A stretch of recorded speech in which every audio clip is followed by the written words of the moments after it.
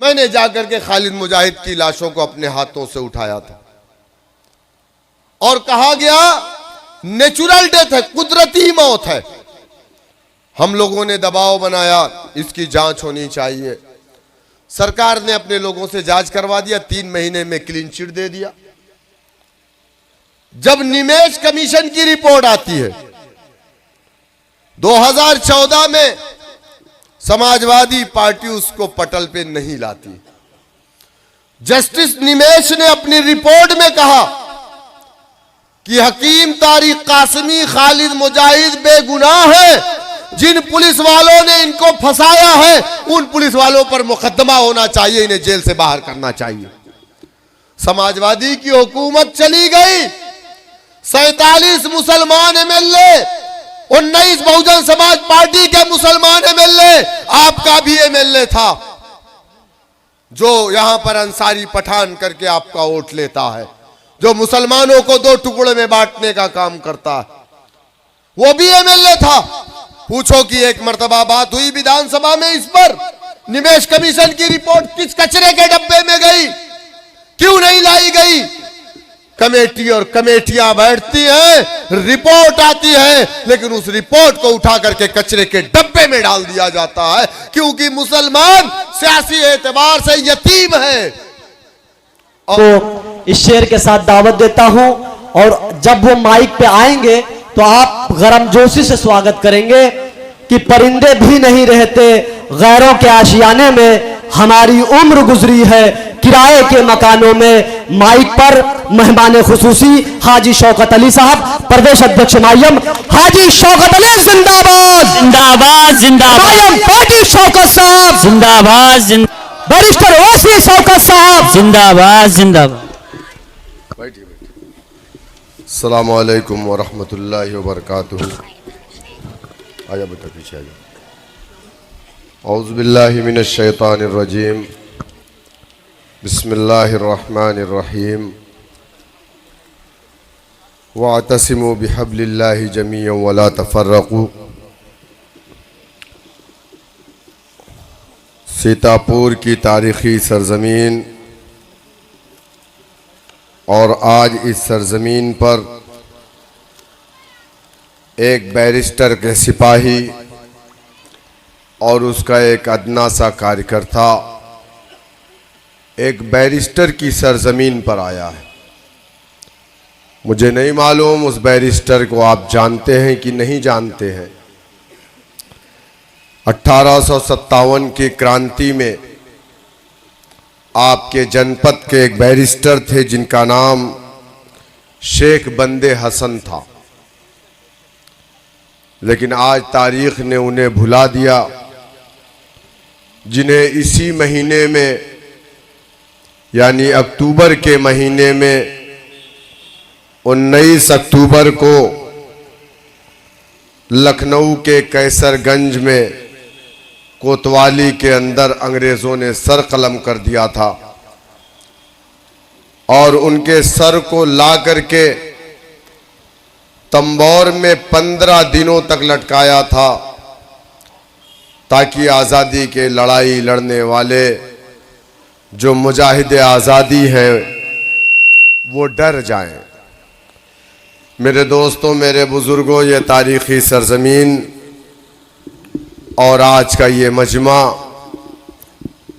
Dice पे तशरीफ़ फरमा ऑल इंडिया मजलिस इत्तेहादुल मुस्लिमीन के ज़िला सदर जनाब नियाज़ हुसैन साहब, यूथ के ज़िला सदर जनाब साद नदवी साहब, निज़ामत कर रहे जनाब क्या नाम है जावेद हाशमी साहब,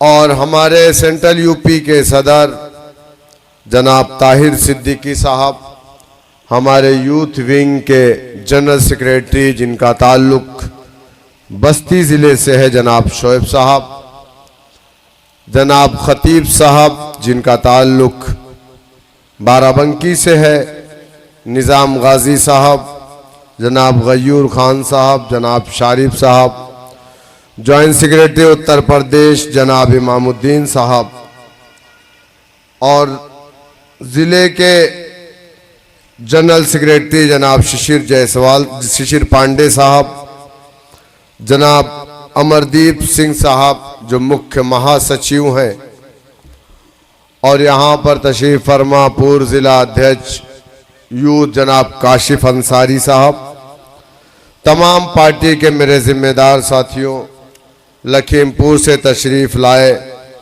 ज़िला सदर लखीमपुर जनाब नसीम साहब, यूथ के जनाब आशु साहब, और तमाम हमारे जो साथी हैं, और सीतापुर की तारीख़ी सरज़मीन के मेरे गयूर नौजवानों, मेरे बुज़ुर्गों, पर्दे में बैठकर सुनने वाली मेरी इज़्ज़तदार माँ और बहनों,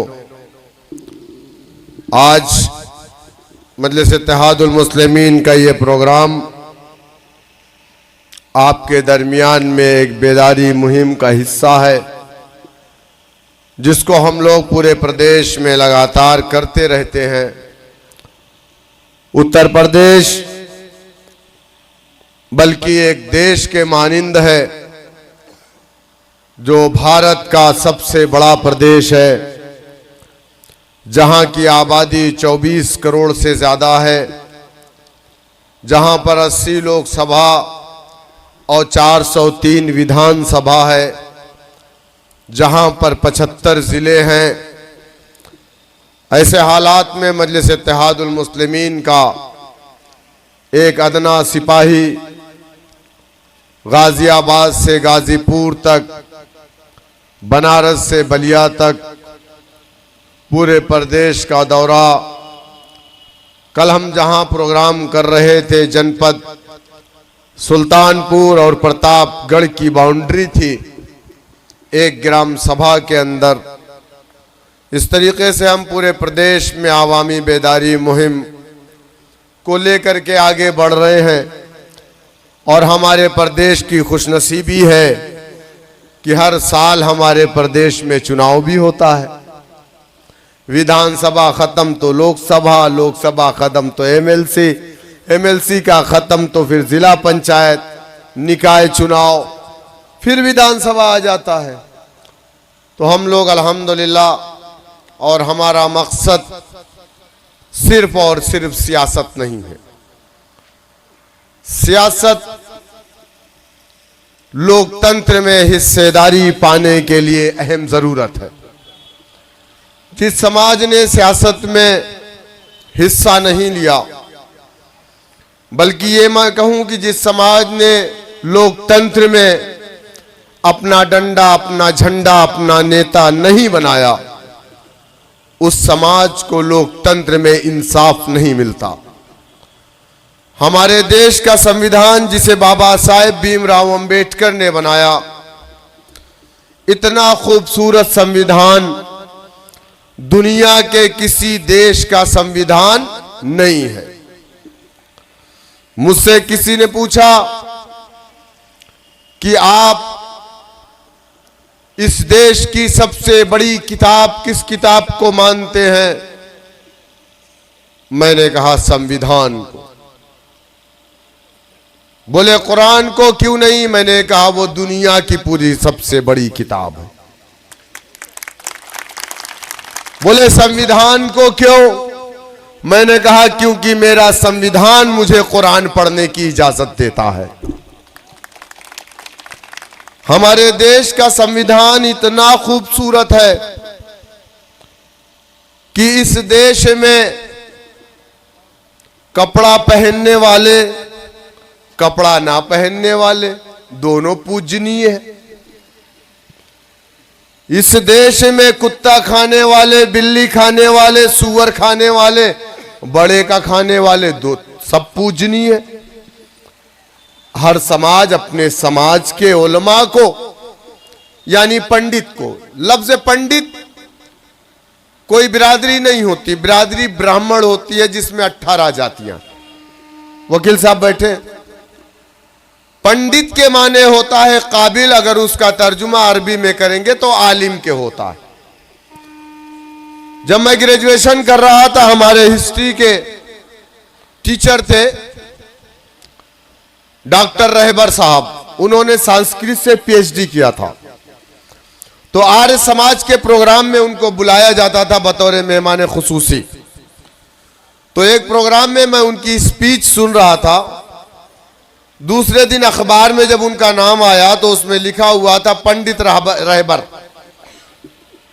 तो जब हम कॉलेज में गए तो हमने क्लास खत्म होने के बाद मैंने कहा मुझे आपसे शिकायत है। कहें क्या शिकायत है? मैंने कहा आपने अपना मजहब तब्दील कर लिया। बोले तू मेरा शागिर्द है, तू तो जाहिल नहीं हो सकता। मुझे यकीन था। मैंने कहा पंडित लिखा हुआ है अखबार में आपका नाम। बोले अबे जाहिल, पंडित के माने आलिम होता है, काबिल होता है, पढ़ा लिखा होता है। तो इस देश में हमारा संविधान हमें इस बात की इजाजत देता है। इस देश में राम को पूजने वाले भी हैं, इस देश में रावण को पूजने वाले भी हैं। हमारा संविधान इस बात की इजाजत देता। इस देश में ऐसे लोग भी हैं जो प्याज और लहसुन भी नहीं खाते हैं, हमारा संविधान उन्हें भी मानता। इस देश में ऐसे लोग भी हैं जो किसी धर्म को नहीं मानते, हमारा संविधान उसे भी मानता है। हमारा संविधान इस बात की इजाजत देता है कि तुम अपने मजहब के प्रचार प्रसार के लिए जलसे और जुलूस कर सकते हो, चाहे वो मुसलमान हो, नबी की सीरत पे प्रोग्राम करते, चाहे वो हिंदू हो, रामायण करते, भगवत गीता का पाठ करते। संविधान इजाजत देता, यानी हर मजहब को खुली आजादी है कि संविधान के दायरे में रह करके वो अपना प्रचार प्रसार कर सकता है। और संविधान ही हमें इस बात की इजाजत देता है कि कोई भी समाज अपने समाज को लेकर के एक सियासी दल बना सकता है और संविधान उस सियासी दल को इलेक्शन कमीशन ऑफ इंडिया के जरिए से बाकायदा रजिस्ट्रेशन करके लाइसेंस देता है चुनाव लड़ने का। और हर समाज की जो पार्टी होती है, इलेक्शन कमीशन ऑफ इंडिया में लगभग कमोबेश 2500 पार्टियां रजिस्टर्ड हैं। कितनी? 2500। और हर पार्टी को इलेक्शन में पार्टिसिपेट करने का अख्तियार हमारे देश का संविधान देता। लेकिन इस देश में मेरी नमाज, मेरे नबी, मेरी कुरान, मेरे अल्लाह पर टिप्पणी करने की इजाजत दूसरे समाज को संविधान नहीं देता। मेरे हिंदू भाई के ऊपर टिप्पणी करने की इजाजत या उनके देवी देवताओं या उनके खुदाओं को टिप्पणी करने की इजाजत ना मेरा संविधान देता है, ना मेरा कुरान देता है। मैं क्या खाऊं ये मेरा अख्तियार है। मेरी बहन नकाब पहने या ना पहने ये उसका अख्तियार है। हमारे देश का संविधान इसकी इजाजत देता है। लेकिन आज इस देश में सबसे ज्यादा टिप्पणी, सबसे ज्यादा अगर हमारे आका पर बदकलामी, अल्लाह सुब्हानहू ताला की जात पर गलत टिप्पणी, मुसलमानों की दाढ़ी और टोपी पर टिप्पणी, गोश्त खाने पर पाबंदी, नमाज पर पाबंदी, लाउड स्पीकर बजाने पर पाबंदी। क्यों? कभी आपने सोचा? हम और आप नहीं सोचते। क्यों? क्योंकि हमने अपनी जिंदगी का एक ही मकसद बना लिया है कि हमें बीजेपी को रोकना। ये हमने आजाद हिंदुस्तान में 1947 15 अगस्त को देश आजाद हुआ और 1947 में दिसंबर के महीने में लखनऊ के रिफायाम क्लब में कन्वेंशन बुलाया गया, जिसमें कहा गया था कि मुसलमान अपना सियासी मरकज नहीं बनाएगा, मुसलमान अपनी सियासी जमात नहीं बनाएगा, जिसकी सदारत मौलाना अबुल कलाम आजाद अलैहिर्रहमान ने की थी। हमसे कहा गया मुस्लिम लीग तुम्हारी पार्टी नहीं है। हमने लब्बैक कहा, कहा कांग्रेस तुम्हारी पार्टी है। हमने लब्बैक कहा, कहा नेहरू तुम्हारा लीडर। हमने लब्बैक कहा, कहा इंदिरा तुम्हारी नेता। हमने लब्बैक कहा। अगड़ों की, पिछड़ों की, ठाकुरों की, ब्राह्मणों की, दलितों की, बैकवर्ड क्लास की, मुसलमानों की पार्टी कांग्रेस हुआ करती थी। सही है या गलत? मुस्लिम लीग के लोग नाराज हो गए। कहा गया मुस्लिम लीग एक सांप्रदायिक पार्टी, एक फिरका परस्त जमात है। मैं उस मुस्लिम लीग की बात नहीं कर रहा हूं जो मुस्लिम लीग जिन्ना की थी। मैं इंडियन यूनियन मुस्लिम लीग की बात कर रहा हूं जो केरला के अंदर है आज भी, जिसके पास विधायक है, एमपी है, और यही कांग्रेस जाकर के वहां पर उनसे गठबंधन भी करती है। मुस्लिम लीग के लोग नाराज हो गए, खड़े हुए। उन्होंने कहा नहीं, हम अपनी पार्टी को खत्म नहीं करेंगे। मुस्लिम लीग हमारी पार्टी, मुस्लिम लीग का परचम हमारा परचम है। और वो नाराज होकर के उस कन्वेंशन से निकल करके चले गए वापस। उन्होंने अपनी पार्टी को खत्म नहीं किया। बैरिस्टर असदुद्दीन ओवैसी साहब के दादा जान अब्दुल वाहिद ओवैसी अलैहिर्रहमा, जो पेशे से वकील भी थे और एक आलिम भी थे, जामिया निजामिया से उनकी फरागत थी। ये मजलिस इत्तेहादुल मुस्लिमीन आजादी के पहले की जमात, लेकिन जब देश आजाद हुआ तो देश के संविधान के दायरे में रह करके एक सियासी पार्टी बनने का काम मौलाना अब्दुल वाहिद ओवैसी अलैहिर्रहमा ने किया। उन पर भी दबाव डाला गया और कहा गया कि तुम अपनी पार्टी को खत्म कर दो। मौलाना अब्दुल वाहिद ओवैसी साहब को 11 महीना बगैर किसी FIR के जेल की सलाखों में रखा गया। सिर्फ 1 घंटे उनको बैरक से बाहर निकाला जाता और कहा जाता कि तुम वजू कर लो, नमाज पढ़ लो, फरागत हासिल कर लो। लेकिन मौलाना अब्दुल वाहिद ओवैसी अलैहिर्रहमा ने कहा कि तुम मुझे 11 महीना नहीं 11 साल जेल की सलाखों में डाल दो, लेकिन मैं मेरी जमात को खत्म नहीं करूंगा। मौलाना अब्दुल वाहिद ओवैसी अलैहिर्रहमा से कहा गया कि हम तुम्हें केंद्र के अंदर मंत्री बनाएंगे, तुम MIM को खत्म कर दो। मौलाना अब्दुल वाहिद ओवैसी अलैहिर्रहमा ने कहा कि मैं तुम्हारे मंत्रालय को अपनी जूतियों की नोक पर रखता हूं, मैं अपनी पार्टी को खत्म नहीं करूंगा। हमारे कायदीन की वो दूर अंदेशी आज केरला और हैदराबाद के अंदर मुसलमान जितनी आजादी से अपनी जिंदगी को जी रहा है, मेरा ये चैलेंज है कि पूरे हिंदुस्तान में इतनी आजादी के साथ मुसलमान अपनी जिंदगी को गुजर और बसर नहीं कर रहा है। क्या आपने कभी सुना कि हैदराबाद शहर में किसी मुसलमान की मॉब लिंचिंग गोश्त खाने या ले जाने की वजह से हुई? क्या आपने कभी सुना कि हैदराबाद की किसी मस्जिद से लाउड स्पीकर को उतारा गया? क्या आपने कभी सुना कि हैदराबाद में किसी मुसलमान की दाढ़ी और टोपी को नोच करके मारा गया? क्या आपने कभी सुना कि हैदराबाद के किसी कॉलेज में हमारी बहन के हिजाब को नोचा गया? क्या आपने सुना? नहीं सुना। ऐ समाजवादी पार्टी और BSP के मुस्लिम चपरासियों, हम पर इल्जाम लगाने वालों, ऐ दलालों BJP और समाजवादी पार्टी के, जो तुम हम पर इल्जाम लगाते हो, एक कहता है कि वैसी मुसलमानों को भड़काता है, एक कहता है कि वैसी बीजेपी को फायदा पहुंचाता है।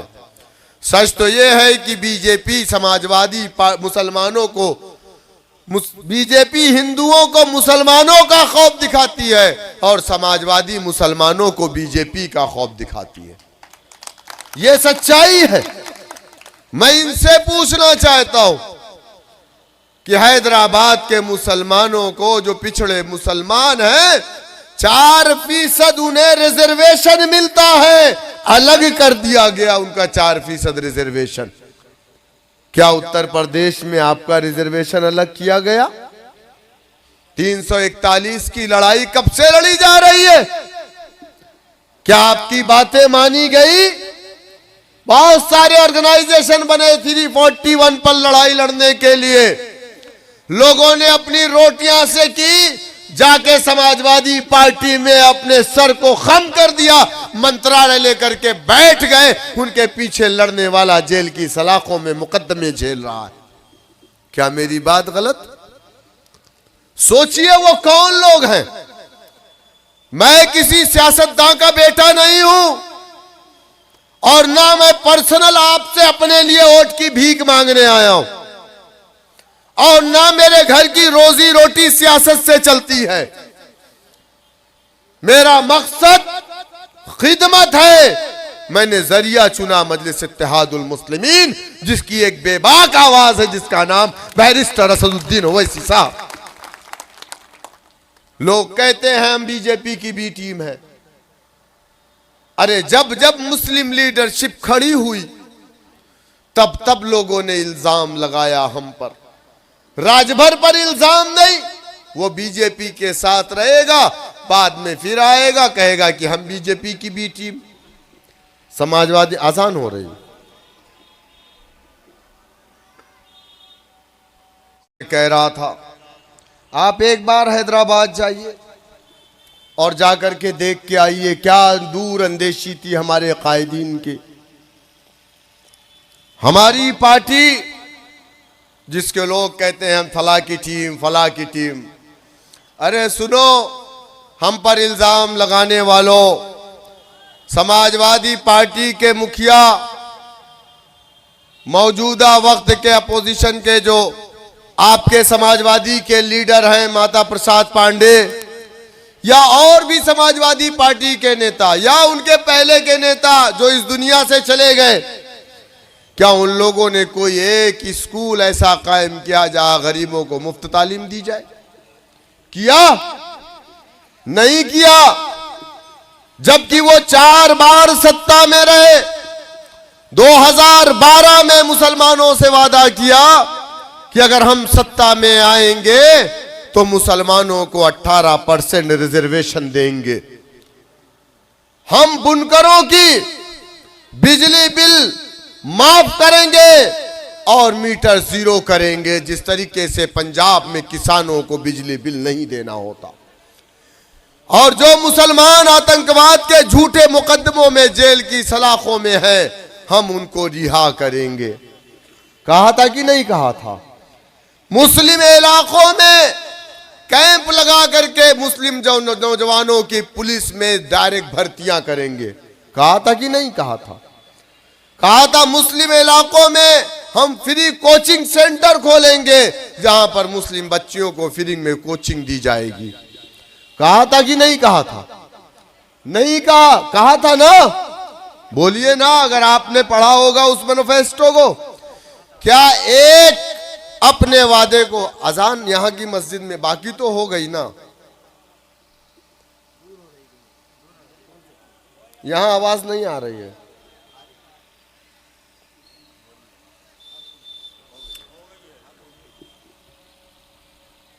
एक भी न स्कूल खोले गए, न कोचिंग क्लासेस खोले गए, न मुसलमानों के छोड़ा गया।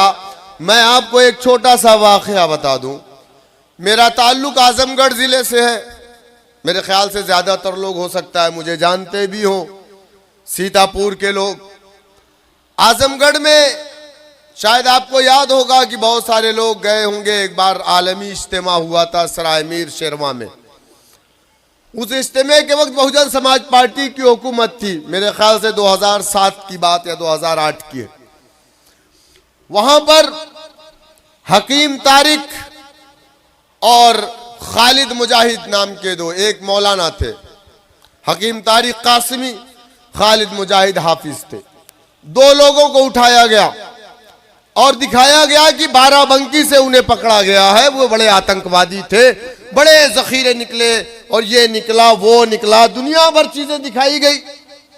आतंकवादी टेलीविजनों पे चला दबा करके, विरोध शुरू हुआ। नसीमुद्दीन सिद्दीकी उस इज्तिमा में गए, मंत्री थे, 12 मंत्रालय था, शराब मंत्री भी थे, शराब मंत्री भी थे। उनसे लोगों ने शिकायत की, उलमा ने शिकायत की कि यार ये तो यहां से पकड़ के लेके गए, टेलीविजन पे क्या चल रहा है। बहरकैफ निमेश कमीशन का गठन हुआ। कहा गया कि निमेश कमीशन, जस्टिस निमेश की अगुवाई में निमेश कमीशन का गठन हुआ। उसकी रिपोर्ट आनी थी। उसकी रिपोर्ट आते आते 2014 हो गया, हुकूमत समाजवादी की आ गई। 2014 में अगस्त के महीने में, अच्छा उसके पहले 2013 में या 14 के बीच में खालिद मुजाहिद, हकीम तारिक कासिमी लखनऊ की जेल से फैजाबाद जेल गए हुए थे पेशी पर। वापस आते हुए राम से नई घाट पे उनको मार दिया गया, उनको मार दिया गया। मैंने जाकर के खालिद मुजाहिद की लाशों को अपने हाथों से उठाया था और कहा गया नेचुरल डेथ है, कुदरती मौत है। हम लोगों ने दबाव बनाया, इसकी जांच होनी चाहिए। सरकार ने अपने लोगों से जांच करवा दिया, 3 महीने में क्लीन चिट दे दिया। जब निमेश कमीशन की रिपोर्ट आती है 2014 में, समाजवादी पार्टी उसको पटल पे नहीं लाती। जस्टिस निमेश ने अपनी रिपोर्ट में कहा कि हकीम तारिक कासिमी, खालिद मुजाहिद बेगुनाह है। जिन पुलिस वालों ने इनको फंसाया है उन पुलिस वालों पर मुकदमा होना चाहिए, इन्हें जेल से बाहर करना चाहिए। समाजवादी की हुकूमत चली गई, 47 मुसलमान एमएलए, 19 बहुजन समाज पार्टी के मुसलमान एमएलए, आपका भी एमएलए था जो यहां पर अंसारी पठान करके आपका वोट लेता है, जो मुसलमानों को 2 टुकड़े में बांटने का काम करता है, वो भी एमएलए था। पूछो कि एक मर्तबा बात हुई विधानसभा में इस पर, निमेश कमीशन की रिपोर्ट किस कचरे के डब्बे में गई, क्यों नहीं लाई गई? कमेटी और कमेटियां बैठती हैं, रिपोर्ट आती है, लेकिन उस रिपोर्ट को उठा करके कचरे के डब्बे में डाल दिया जाता है, क्योंकि मुसलमान सियासी एतबार से यतीम है। और इसमें जिम्मेदारी हमारी, गलती हमारी। आज किसी की हिम्मत नहीं है रात को 3 बजे मेरी बहन स्कूटी से नकाब लगा करके सड़कों पे टहलेगी। हैदराबाद में कोई पुलिस वाला या कोई छिछोरा उसे टच नहीं कर सकता, कमेंट नहीं कर सकता। यह आजादी है हैदराबाद में मुसलमानों को। क्यों है? क्यों है? हमारे पास 14 स्कूल है जिसको हमारी पार्टी चलाती है। कितने? 14 स्कूल, जिसमें 14,000 गरीब बच्चे मुफ्त में तालीम हासिल करते, 1 रुपया नहीं लिया जाता। जिनके ना खाने का, कपड़े का, स्टेशनरी, नोटबुक, बुक पार्टी की तरफ से दी जाती है। हमारा एमबीए का कॉलेज है, एमसीए का कॉलेज है, एमबीबीएस का कॉलेज है, बी फार्मा, सी फार्मा, डी फार्मा, फार्मासिस्ट का कॉलेज है, लॉ का कॉलेज है। आप बताओ किस पार्टी के पास है? Engineering college, 13,500 engineer. Deccan medical college से 3,500 एमबीबीएस निकले हैं, जिसको मजलिस इत्तेहादुल मुस्लिमीन ने तालीम दिलाई। ये काम है पार्टी का। लोग कहते हैं कि ये लोग बीजेपी की भी टीम है। हम किसी की टीम नहीं, हम बीजेपी के बाप है। हमारी पैदाइश बीजेपी से पहले की है, बीजेपी हमसे बाद में पैदा हुई है। यही इल्जाम तो मान्यवर काशीराम पर लगाया गया था ना, और इल्जाम लगाने वाला कोई मुसलमान नहीं था, इल्जाम लगाने वाला पुराना कांग्रेसी था जो दलित समाज से था। क्योंकि काशीराम जब आए तो अपने समाज के लोगों को बेदार किया और कहा कि 131 एमपी हिंदुस्तान की पार्लियामेंट में 100 SC ST समाज का जो बैठा है वो तुम्हारा एमपी नहीं है, वो कांग्रेसी एमपी है। अगर आप समझ रहे हैं कि जासमीर अंसारी आपका एमपी हो जाएगा, आपका MLA हो जाएगा, आपका MLC हो जाएगा, जासमीर अंसारी बाज है, बाज। जिस तरीके से एक बाज को ट्रेनिंग दी जाती है दूसरे चिड़िया का शिकार करने के लिए, इसी तरीके से समाजवादी और BSP अपने यहां ट्रेनिंग मुसलमानों को देते हैं। जब वो तैयार होता है, वफादारी ईमानदारी उसकी चेक कर लेते हैं कि ये मेरा वफादार और मेरा ईमानदार है कि नहीं, तब उसको शिकार पर भेजते, तब अपने बीच में जाता है और मासूम शिकारियों का बिरादरी के नाम पर, मसलक के नाम पर शिकार करता है। और इस शिकारी को बनाने का काम मुलायम सिंह यादव ने किया। कुरैशी को पकड़ा, बोले इधर आओ, ले जा करके लखनऊ से कपड़ा दिलाया, गाड़ी दिलाया, बोले जाओ कुरैशी सम्मेलन तुमको करवाना है, तुम कुरैशी के नेता, चीफ गेस्ट मुलायम सिंह यादव। अंसारी को पकड़ा, कपड़ा दिलाया खादी भंडार से, पुरानी गाड़ी दिया, बोले जाओ तुम नेता अंसारियों के, जाओ अंसारी सम्मेलन कराओ, चीफ गेस्ट मुलायम सिंह यादव। मंसूरी को पकड़ा, कपड़ा दिलाया, लखनऊ से पैसा दिया, गाड़ी दिया, बोले जाओ मंसूरी सम्मेलन, चीफ गेस्ट मुलायम सिंह यादव। इस तरीके से हमारा शिकार किया गया। समझो इस बात को, न समझोगे तो मिट जाओगे हिंदी मुसलमानों, न समझोगे तो मिट जाओगे हिंदी मुसलमानों, तुम्हारी दास्तां तक भी न होगी दास्तानों में। अपनी शरीयत की हिफाजत सियासत के जरिए से, नमाज की हिफाजत, मसाजिद की मदारिस की हिफाजत सियासत के जरिए से, अपने बच्चों की मुस्तकबिल की हिफाजत सियासत के जरिए से। कोई दूसरा रास्ता लोकतंत्र में नहीं है। आप हथियार नहीं उठा सकते, कानून आपको इस बात की इजाजत नहीं देता। आज भी हिंदू भाई आपके साथ खड़ा होने के लिए तैयार है, लेकिन वो ये कहता है कि यार तुम तो खुद ही एक नहीं हो। आज भी इस देश में 52% बीजेपी को वोट मिला, 48% हिंदू सेकुलर है और आपके साथ खड़ा होने को तैयार है। लेकिन जब तुम्हारे घरों में झगड़े होंगे, तुम आपस में लड़ोगे, अरे कुरान ने तो तुम्हें कहा इन्नमल मुमिनूना इख्वा, जिसने कलमे तैयबा का इकरार कर लिया वो मोमिन तुम्हारा भाई है, और जिसने मुसलमानों में तफर्रका पैदा किया फिर वो कुरान का मुनकिर है, हदीस का मुनकिर है। हाँ बताओ मुझे, अल्लाह के रसूल सल्लल्लाहु अलैहि वसल्लम ने हिज्जतुल विदा में क्या कहा? अल-यौमा अकमलतु लकुम दीनुकुम व अतममतु अलैकुम निअमती व रज़ीतु लकुमुल इस्लाम दीना। है मुसलमानों, आज तुम्हारा दीन कामिल हो चुका है। आज से कोई बड़ा छोटा नहीं, शेख सैयद पठान मंसूरी अंसारी नहीं, काला गोरा नहीं, तुम मुसलमान, इन्नमल मुमिनूना इख्वा, तुम मुसलमान आपस में भाई हो। अरब को अजम पर नहीं, अजब को अरब पर नहीं, किसी को एक दूसरे पर फौकियत नहीं। तुम में सबसे अफजल वो है जिसके अंदर तकवा। हम खड़े होके मूत रहे सैयद साहब हैं तो हम इमामत करेंगे? बताओ आप। अरे रिक्शे वाला हाफिज है और रिक्शे पे बैठने वाला सैयद है तो इमामत रिक्शे वाला करेगा कि ना कि बैठने वाला करेगा। यही तो खूबसूरती है हमारे कुरान की भी और हमारे लोकतंत्र की भी कि एक रिक्शा चलाने वाला, चाय बेचने वाला, मंदिरों में घंटा बजाने वाला भी मुख्यमंत्री और प्राइम मिनिस्टर बन सकता है। यह लोकतंत्र की खूबसूरती। और मौलवी भी बन सकता है, मस्जिद में मदरसे में पढ़ाने वाला मौलवी भी बन सकता है। लेकिन मौलवी जब जरूरत थी तो अंग्रेजों से लड़ गया, इतनी बड़ी ताकत से लड़ गया, अपनी गर्दनों को कटा दिया। 50,000 उलमाए कराम शामली से लेकर के लाहौर तक दरख्त पे लटका दिए गए। जिहाद का फतवा दे दिया अंग्रेजों के खिलाफ, मुल्क को आजाद करवाया। देश आजाद हो गया तो वापस अपने मसाजिद, मदारिस, खानका, दरगाह को चला गया और हमारे देश को इन काले अंग्रेजों को दे दिया जो देश को लूट रहे।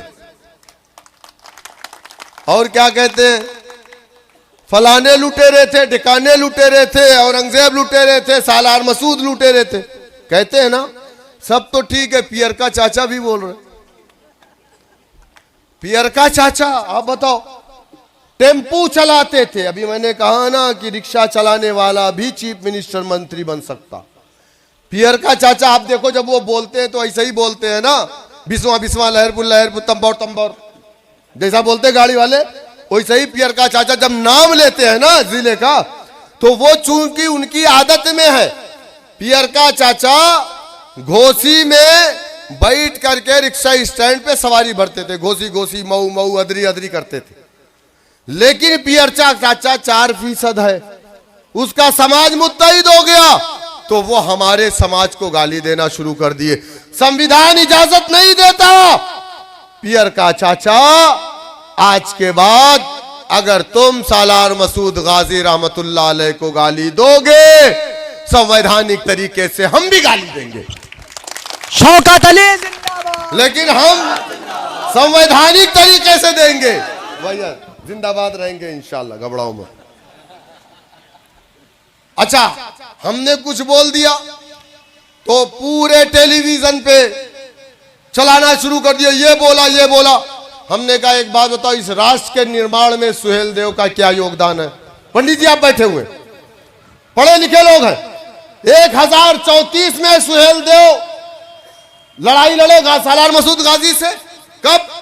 900 कितना साल हो गया?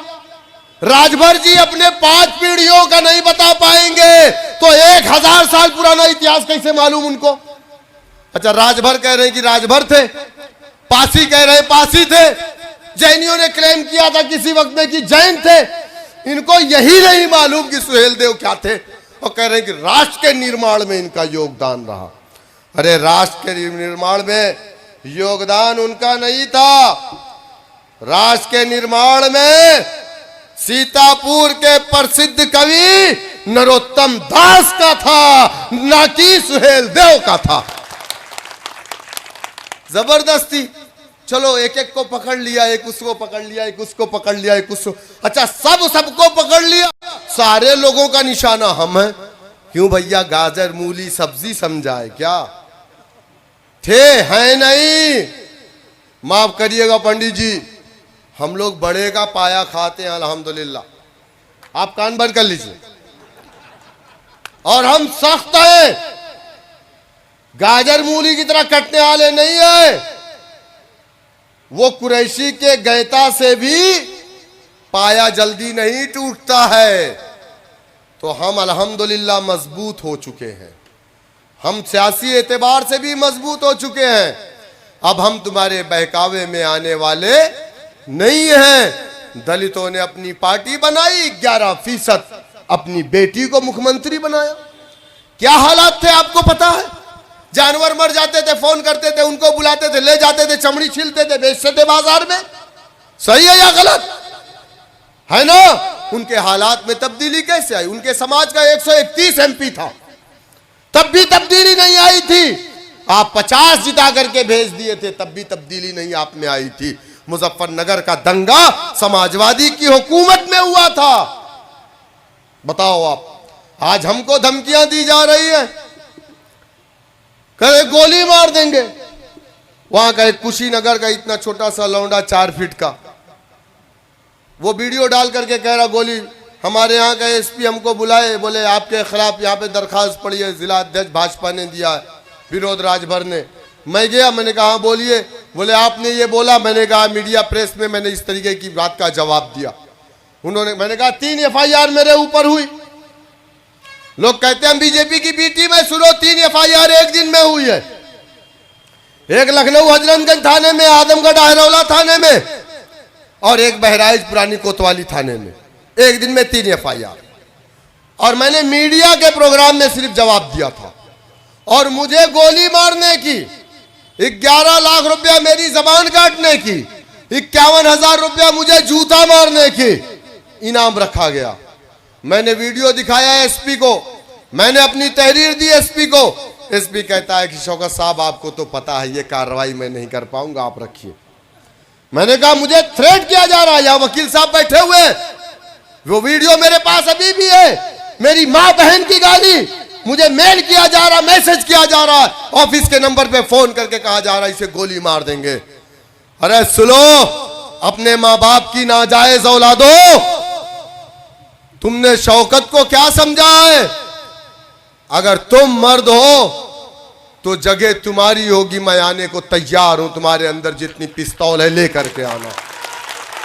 हमने जिस दिन इस झंडे को उठाया था, जिस दिन इस झंडे को हमने उठाया था, जिस दिन इस झंडे को हमने उठाया था, उस दिन हमने ये तय कर लिया था कि रास्ते में दुश्वारियां तो आएंगी, लेकिन हमें पता है कामयाबी का एक वाहिद रास्ता यही है लोकतंत्र में, दूसरा कोई रास्ता इंसाफ पाने का नहीं। हम मंत्री बने, विधायक बने, ना बने चलेगा, हमें कुछ नहीं चाहिए, लेकिन हमने जो बीज डाला था आज वो पौधा बड़ा हो रहा है अल्हम्दुलिल्लाह। मैं नहीं, मेरे मरने के बाद ये मेरे छोटे छोटे बच्चे, मेरा नौजवान इस काफिले को लेकर के आगे बढ़ेगा, ये कारवां आगे बढ़ेगा। बुनियाद डाली थी फख्र मिल्लत अब्दुल वाहिद ओवैसी अलैहिर्रहमान ने, लेकिन आज चर्चे बैरिस्टर ओवैसी के हो रहे हैं। बुनियाद हमने डाला है, कल चर्चे इंशाअल्लाह आने वाली हमारी नस्लों को होंगे कि वाह, बोलने वाला कोई है पार्लियामेंट में जो उत्तर प्रदेश से लोकसभा से आया जीत करके। मेरे दोस्तों, मेरे बुजुर्गों, लेकिन कम से कम अल्लाह सुब्हानहू तआला की जात, जब वो हम उसके सामने होंगे, हम मरेंगे, जब हम जाएंगे ताबूत में लेट करके अपनी आखिरी आरामगाह की तरफ, तो पीछे चलने वाला मेरा भाई ये कहेगा कि ये दीवाना जब तक जिंदा था मुसलमानों में इत्तेहाद की बात किया, अल्लाह सुब्हानहू तआला मुझे इंशाअल्लाह ताला बख्श देगा। यही मेरे लिए काफी है, यही शहादत। हम आखिरत के लिए काम करते। एक बहुत बड़े वकील इलाहाबाद में है, आजम खान वगैरह की जमानत उन्होंने करवाई, 1.5 घंटा मुझे बैठा करके, जबकि वो 5 मिनट 6 मिनट से ज्यादा किसी को वक्त नहीं देते। अखिलेश यादव के 9 रत्नों में से एक रतन 1.5 घंटा मुझे बैठा करके चाय पिलाया, कहा और भी कुछ चाहिए, समझाते रहे समझाते रहे समझाते रहे। बोले आ जाओ, बड़ा पोर्टफोलियो दिलवा दूंगा, ये कर दूंगा, वो कर दूंगा, अखिलेश जी से मीटिंग करा दूंगा। मैं 1.5 घंटा सुनता रहा। उन्होंने कहा कि कुछ समझ में आया? मैंने कहा ना। बोले यार अजीब आदमी हो, मैं हाई कोर्ट का इतना बड़ा वकील हूं, 5 लाख 2.5 लाख 3 लाख रुपए से कम में कोई हेयरिंग नहीं लेते। बोले मैं 5 मिनट 10 मिनट का लोगों को वक्त देता हूं, और मैं 1.5 घंटा आपको समझाया हूं, आपको बात मेरी समझ में नहीं आई। मैंने कहा मैं इस दुनिया के लिए काम ही नहीं करता। बोले फिर? मैंने कहा दुनिया वालों से मुझे क्या मिलेगा, मुझे तो मेरे रब से इनाम चाहिए। यहां बैठे सीतापुर के लोग, कोई एक बंदा पूरे उत्तर प्रदेश में अगर ये कह दे कि मैंने कभी शौकत की गाड़ी में डीजल डाला है, तो जिस चौराहे पे कहोगे खड़ा हो जाऊंगा, जूते मारना आपका काम होगा। हम अपनी कमाई से, अपने पैसे से, अपनी गाड़ी में डीजल डाल करके पूरे उत्तर प्रदेश में 11 सालों से जब अकेला था, झंडा खरीद कर लाया था, कोई झंडे को पहचानता नहीं था, पूरे प्रदेश में चलता था। सबसे पहला विरोध घर के लोगों ने, भाइयों ने किया था। लोगों ने कहा हम बिजनेसमैन हैं, मैंने कहा रिस्क मिन अल्लाह है, रिस्क मिन मुलायम नहीं है। समाजवादी की हुकूमत थी। मैंने कहा मैं पीछे हटने वाला नहीं। हमारे यहाँ हमारे कल कारखानों पे छापे भी पड़े, मुकदमे भी करवाए गए, नोटिस भी आई, हमारे कारोबार भी तबाह बर्बाद हुए पहले से, लेकिन हम तो पीछे हटने वाले नहीं। इल्जाम लगाने वाला कुछ भी इल्जाम लगाए, बताओ, समाजवादी और बीजेपी ज्वाइन करने के बाद लोग अमीर हो जाते हैं और एमआईएम ज्वाइन करने के बाद लोग गरीब हो जाते हैं, और बीजेपी की बी टीम हम है।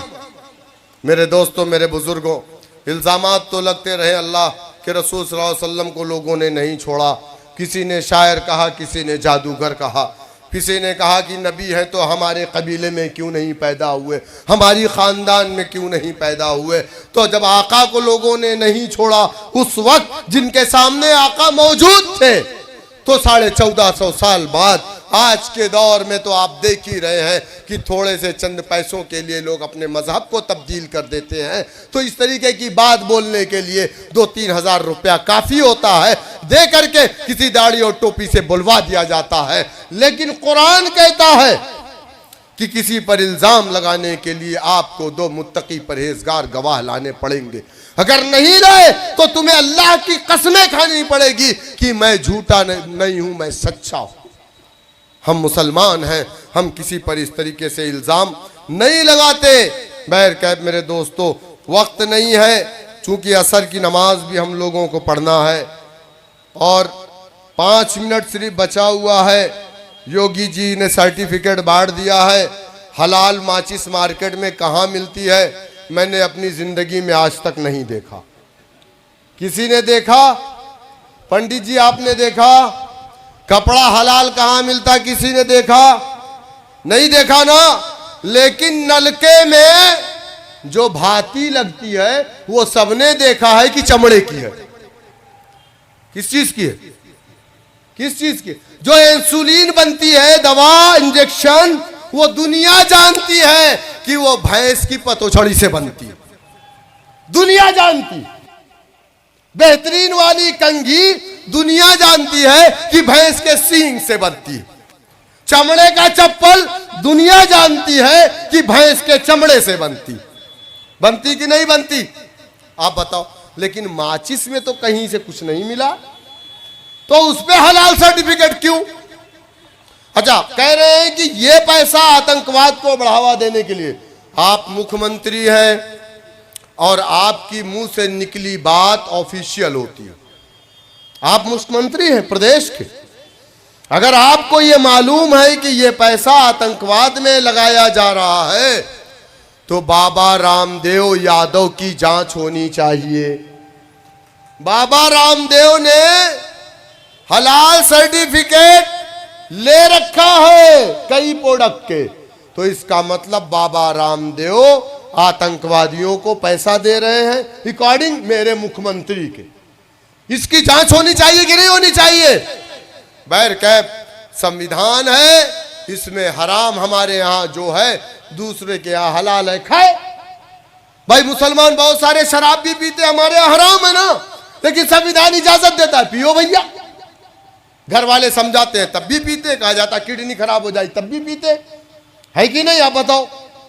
तो संविधान इजाजत देता है भैया, सुअर जिसको खाना है खाए, शराब जिसको पीना है पिए। बहुत सारे लोग लिविंग रिलेशन में रहते हैं, हमारे यहाँ हराम है, लेकिन जो कर रहा है उसको कोई रोक भी नहीं सकता। अरे आपकी बच्ची अगर 18 साल के बाद है तो आप उसको नहीं रोक सकते। यही तो हमारे देश के संविधान की खूबसूरती है। हमारे देश का कोई धर्म नहीं, सारे धर्मों को मिला करके बनता भारत। क्या? और अखंड भारत के लिए आप लोग तैयार है ना? हम तो तैयार है भैया। मौलाना मुत्तकी साहब फॉरेन मंत्री आए थे, उनको यहीं बैठा लेना चाहिए था और कहना चाहिए था कि आज से अफगानिस्तान भारत का हिस्सा। जब यूनुस से मिले थे हमारे प्रधानमंत्री जी, तो उनको भी कहना चाहिए था यूनुस आज से बांग्लादेश का नाम बदल करके भारत। जब पाकिस्तान गए थे नवाज शरीफ के बिरयानी खाने, तो वहां पर हमारे प्राइम मिनिस्टर को कहना चाहिए था आज से पाकिस्तान का नाम भारत, तब ये बनता अखंड भारत। अखंड भारत की इस लड़ाई में हम देश के साथ हैं। हम तो चाहते हैं कि भारत बांग्लादेश भारत का हिस्सा हो, पाकिस्तान भारत का हिस्सा हो, अफगानिस्तान भारत का हिस्सा हो। तब न कहेगा वल्लाह हबीबी बहुत बढ़िया अखरोट आया है अफगानिस्तान से, है ना? न कोई सरहद होगी, न कोई टैक्स होगा, न कोई जांच होगी, न कोई आतंकवाद होगा। सही है ना? तो हम लोग तो तैयार हैं ना इस चीज के लिए, इंशाअल्लाह। बहुत बहुत शुक्रिया आप लोगों का, और मैं आप तमाम से यही गुजारिश करूंगा कि मेरी कोशिशों को सराहो, मेरी कोशिशों को सराहो, मेरे हमराह चलो, मेरी कोशिशों को सराहो, मेरे हमराह चलो। मैंने एक शम्मा जलाई है हवाओं के खिलाफ। और एक और शायरी मैं राहत इंदौरी साहब का की बोलना चाहूंगा आपके सामने, जो बिहार में हमारे साथ गठबंधन नहीं होता या वहां, छोड़ो वो सब, तूफानों से आंख मिलाओ, सैलाबों पर वार करो। तूफानों से आंख मिलाओ, सैलाबों पर वार करो, मल्लाहों का चक्कर छोड़ो, तैर के दरिया पार करो, तैर के दरिया पार करो। बहुत बहुत शुक्रिया। अस्सलाम वालेकुम वरहमतुल्लाहि वबरकातुहू। जनाब शिशिर पांडे साहब, जिला महासचिव सीतापुर। आइए, अब मुल्ला पंडित एक साथ आ गए तो इंशाअल्लाह कल्याण है। अमरदीप सिंह साहब, आपको जिला मुख्य महासचिव सीतापुर नॉमिनेट किया जाता है। उम्मीद करता हूं कि हम साथ मिलकर के आगे बढ़ेंगे। जो लोग कहते थे कि एमआईएम एक किसी विशेष वर्ग की पार्टी है, अब देख लीजिए, यहां पर देख लीजिए, इलियास खान साहब, विधानसभा अध्यक्ष लहरपुर। इलियास खान साहब, विधानसभा अध्यक्ष लहरपुर, आपको नियुक्त किया जाता है। जिम्मेदारी निभाना कुर्सी मिलने के बाद ये नहीं है कि लोगों से नहीं मिलेंगे। लोग हमारे पास है ना, मस्जिदों का चंदा ले लोग के घर घर जाए पड़त है कि ना? तो ऐसे ही पार्टी से जोड़े के लिए, जबकि मस्जिद में चंदा देना सवाब है, तो इसलिए आपको लोगों तक जाना पड़ेगा, लोगों को जोड़ना पड़ेगा। मिर्जा नायाब अली बेग साहब, जिला सचिव सीतापुर। जिला सचिव सीतापुर, आप लोगों की जिम्मेदारी है कि पूरे जनपद में पार्टी का विस्तार करिए, संगठन को मजबूत करिए। जिला पंचायत के इलेक्शन में सीतापुर की तमाम सीटों पर हम अपने उम्मीदवार उतारेंगे इंशाअल्लाह ताला। बहुत बहुत शुक्रिया। अस्सलाम वालेकुम। चलिए भाई, वो मीडिया वालों को पूछना है भाई। कौन मीडिया? आप दे दीजिए ना। दे दीजिए भैया।